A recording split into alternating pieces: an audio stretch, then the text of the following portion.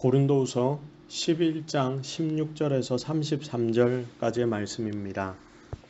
고린도후서 11장 16절에서 33절까지의 말씀입니다. 제가 교독합니다. 내가 다시 말하노니 누구든지 나를 어리석은 자로 여기지 말라. 만일 그러하더라도 내가 조금 자랑할 수 있도록 어리석은 자로 받으라. 내가 말하는 것은 주를 따라 하는 말이 아니요 오직 어리석은 자와 같이 기탄 없이 자랑하노라. 여러 사람이 육신을 따라 자랑하니 나도 자랑하겠노라. 너희는 지혜로운 자로서 어리석은 자들을 기쁘게 용납하는구나. 누가 너희를 종으로 삼거나 잡아먹거나 빼앗거나 스스로 높이거나 뺨을 칠지라도 너희가 용납하는도다. 나는 우리가 약한 것 같이 욕되게 말하노라. 그러나 누가 무슨 일에 담대하면 어리석은 말이 남아 나도 담대하리라. 그들이 히브리인이냐 나도 그러하며 그들이 이스라엘인이냐 나도 그러하며 그들이 아브라함의 후손이냐 나도 그러하며 그들이 그리스도의 일꾼이냐 정신없는 말을 하거니와 나는 더욱 그러하도다.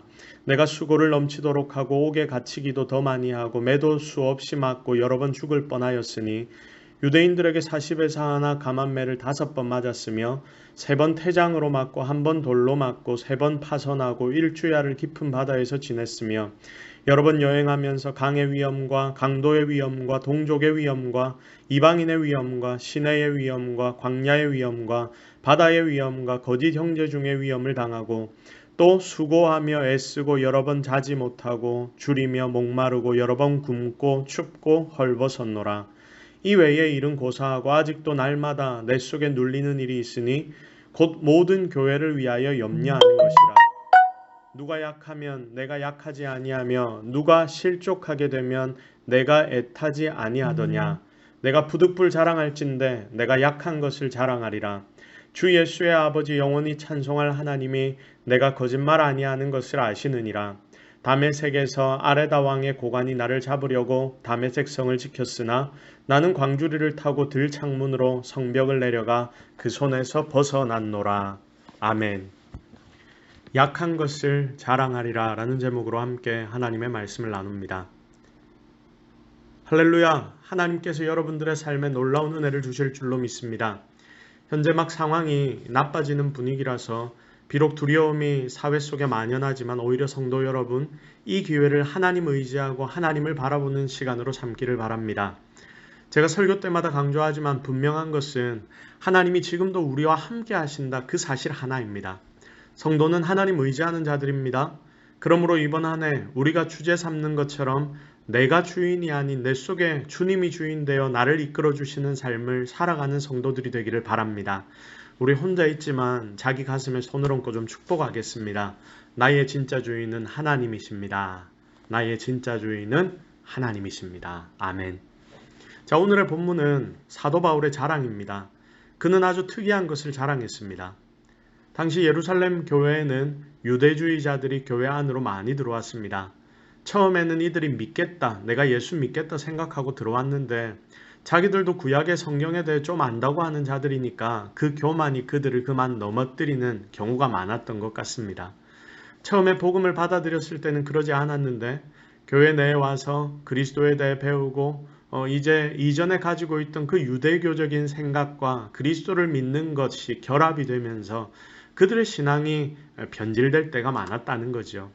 이들이 그래도 나름 똑똑한 자들이니까 그 속에서 거짓 교사들이 나오기 시작했고 또 뿌리를 달리하는 거짓 교사들이 교회 내에 슬그머니 들어와서 교회를 혼란스럽게 만들기 시작했습니다.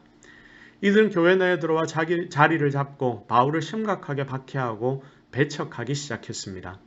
그러면 여러분, 바울이 어떻게 행동해야 할까요? 바울에게 주로 공격하던 내용은 바울은 힘도 없고 파워도 없고 그리고 바른 것 전하지 못하고 그리고 편지로만 강하다, 이런 내용부터 시작해서 바울은 자격이 없다, 주로 이런 내용들이었습니다. 내가 바르다, 내가 아는 복음이 진짜다, 주님이 나를 만나 나에게 말씀 주셨다, 나는 능력도 있고 지혜도 있다, 그러니 나는 정확한 복음 증거자다. 이런 상황에서 바울은 바로 이걸 주장해야 했을 겁니다. 그런데 사도 바울은 오늘 말씀 보니까 여전히 자기를 위해 자랑하는 것을 삼갑니다. 당시 거짓 교사들은 바울을 나약하다고 비겁하다고 비난을 많이 했는데 실제로 그는 그런 취급받을 만한 사람이 아니었던 거죠. 오히려 여러 면에서 바울은 그의 대적들보다 훨씬 탁월한 면들이 있었습니다. 잘 알다시피 바울은 혈통적으로 8일 만에 할례받은 자입니다. 이스라엘 족속이고 베냐민 지파이며 히브리인 중에 히브리인이며 율법으로는 바리새인이었습니다. 특히 힐렐 학파의 가말리엘이라는 굉장한 학자 밑에서 당대 최고의 학자 밑에서 최고의 지성이자 가장 열렬한 유대주의자로 그는 대접받기 시작했습니다. 또한 열심에는 회심하기 전 교회를 가장 앞장서서 핍박했고 율법의 의로는 흠이 하나도 없는 자였습니다. 그리고 그리스도를 만난 뒤 복음을 위해 모든 것을 바치고 목숨조차도 아까워하지 않는 자가 바로 바울이었습니다. 성도 여러분, 이런 바울의 수고와 자질은 당시 바울을 비난하는 자들이 전혀 따라갈 수 없는 것들입니다. 거기다 변화받고 난 뒤 바울은 복음을 위해 모든 것을 감내하는 진짜 복음에 미쳐서 복음만 바라보고 달려간 사람이었습니다. 그러므로 이런 사도 바울에게 비겁하다고 나약하다고 하는 비난은 절대로 맞지 않는 사실이라는 거죠. 그는 이렇게 자랑할 것이 수두룩 빽빽했습니다. 그러나 바울은 자기 잘남과 행함을 지금 자랑하지 않습니다. 오히려 숨깁니다. 그리고 오늘 본문처럼 자기의 약함을 자랑으로 여깁니다. 보세요. 이런 위대한 사도가 스스로의 약함을 자랑했다는 것은 이 사실을 알게 될 때 그를 비난하는 거짓 교사들을 부끄럽게 만들기에 충분한 것이었다고 생각됩니다. 사랑하는 성도 여러분, 이렇게 사도 바울이 자기의 약함을 자랑한 이유가 있음을 우리는 깨달아야 합니다. 그것이 어떤 의미인지 깨닫고 우리도 사도 바울의 행적을 따라 살아가야 할 줄로 믿습니다. 그래서 오늘 두 가지로 오늘의 말씀을 함께 묵상해 보도록 하겠습니다. 첫 번째로 자기의 약함을 바울이 자랑한 이유가 뭐냐? 자신을 사람들과 비교하는 그런 실수를 범하지 않았다는 겁니다. 자, 그러니까 우리도 주변에 있는 사람들과 비교해서 내가 잘났니, 네가 못났니 할 필요 없이 절대적이며 우리의 유일한 주관자 되시는 하나님 앞에 내 모든 모습을 정확하게 판결받아야 하는 자라는 것을 우리 모두가 깨닫기를 바랍니다. 실제로 바울은 하나님 앞에 내가 서면 나는 아무것도 내세울 수 없는 자라는 것을 너무나 잘 알았습니다. 그래서 이런 고백을 하는 거죠. 좀 전에도 나눴지만 사실 바울은 학벌이나 가문이나 나면서부터 로마 시민권을 가진 신분에서나 모든 것을 가진 자입니다. 요즘 말로 하면 금수저이겠죠. 그러나 그는 다메섹 도상에서 그리스도를 만나면서 자기가 가진 학벌, 가문, 신분 등이 진짜 아무 소용이 없다는 것을 깨닫게 되었습니다. 내 살아서 인생이 다가 아니고 진짜 하나님 살아계시고 천국이 존재하며 예수님의 우리를 위하여 이 땅에 오셨다가 죽으셨다 부활하셨기에 우리가 그분 믿으면 영원한 생명이 준비되어 있다. 우리에게는 그 천국이 준비되어 있음을 그가 깨달았던 것입니다. 그렇게 빌립보서에서 사도 바울은요, 내가 과거에 자랑했고 자랑으로 생각했던 세상 눈으로 보면 좋아 보이는 모든 것들을 마치 배설물과 같이 여긴다. 쓰레기와 같이 여긴다. 이렇게 고백할 수 있었습니다. 결국 바울은 회심하고 하나님을 전적으로 의뢰하며 살아가는 삶을 제대로 깨달은 뒤에 이전의 모든 자랑거리들이 아무 소용없다는 것을 드디어 알게 되었던 것입니다.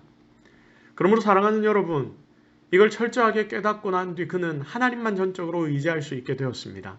진짜 힘이, 진짜 능력이 어디서 나오는지를 드디어 알게 되어서 세상 사람들과의 비교가 무의미함을 알게 되었다는 거죠. 그러니 여러분 어떻습니까? 세상에 마치 도토리 키재기 하듯이 네가 잘났니 내가 못났니 이러지 않고 하나님만 의지하고 하나님만 바라보며 드디어 살아갈 수 있게 되었던 것입니다. 여러분, 바울을 사도로 부르신 분 하나님이십니다. 그 하나님의 은혜가 그의 모든 것을 송두리째 바꾸었을 때 그는 위대한 사도가 되었습니다. 그리고 이제까지 가치로 생각하고 살았던 모든 것들이 무의미하다는 것도 드디어 그는 깨달았습니다.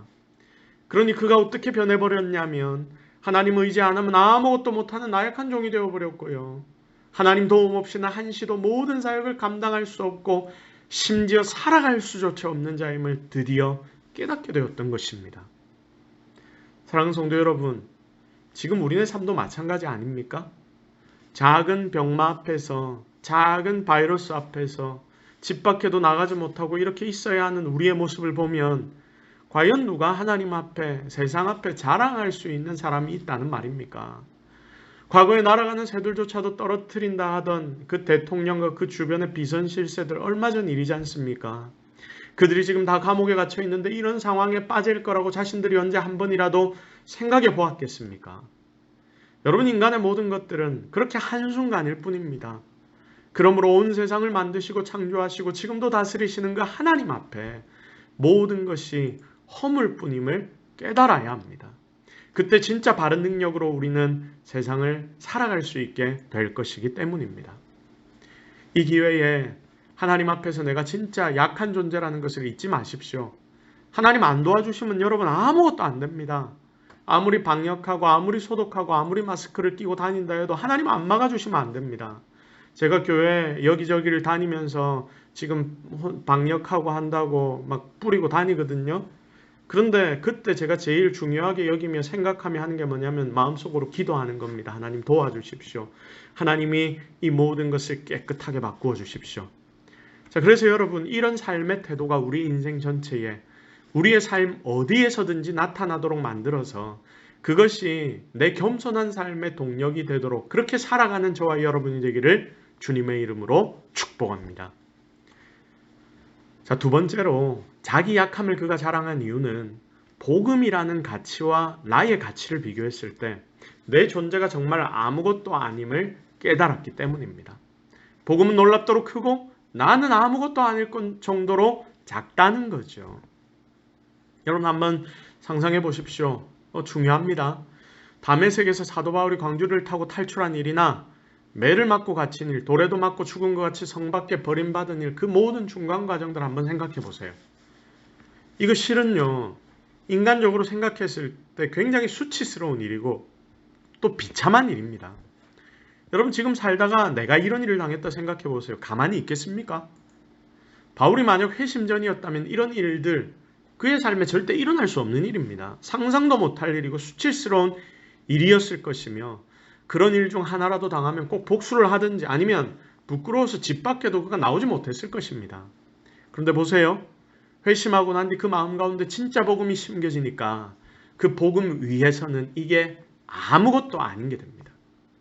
어떤 수모, 어떤 고통도 그에게는 아무것도 아닙니다. 아니 오히려 그에게 이런 고통이 기쁨이 되는 것입니다. 당시 바울이 당했던 모든 고통은 사실 죽음 그 자체입니다. 그를 죽이려고 이런 일이 일어나게 되는 거죠. 채찍을 맞는 것도 죽기 바로 직전까지입니다. 배가 파손되면 당시 누가 살아날 수 있다 생각하겠습니까? 그냥 다 죽는 거예요. 매 맞다가 죽으면 그냥 죽어서 버리는 겁니다. 그런데 바울 안 죽습니다. 여러분 절대로 바울 안 죽습니다. 하나님이 일 맡기신 사람이라면 절대로 하나님 허락 안 하시면 안 죽는다는 거예요. 하나님이 지키십니다. 그에게 사명이 있었기 때문에 하나님은 그를 계속해서 이 땅에 남겨놓으셨던 것입니다. 여러분, 복음이라는 그 가치 앞에서 바울은 자기 목숨조차 아무것도 아니었던 거예요. 이전에 예수 십자가의 부활과 죽음과 부활, 승리의 복음을 몰랐을 때는 작은 거 하나라도 다 부끄럽고 열받고 황당한 일이었을 텐데 이제 내가 복음을 아니까 이 복음 위에서 당하는 일들은 오히려 자신에게 기쁨이 되는 거예요. 세상이 보면 미친 거죠. 그 모든 상황을 알고 계시는 하나님이 자신을 위해 지금도 기뻐하고 계심을 깨달을 때에 그는 진짜 기쁨을 거기서 느끼게 되었던 것입니다. 사랑하는 성도 여러분, 이 시간 우리 자신을 한번 돌아보십시오. 여러분 속에 여러분을 사로잡고 있는 가치는 과연 무엇입니까? 복음입니까? 진짜 복음 맞습니까? 지금 온 세상이 두려움에 빠져 있는데 이때도 여러분 속에는 복음이 용솟음 쳐야 합니다. 그 복음이 여러분을 살게 오늘도 내일도 만들어야 합니다. 내 속에 여전히 불평과 짜증이 있는 이유는 이 복음이 아직도 나를 장악하지 못했기 때문입니다.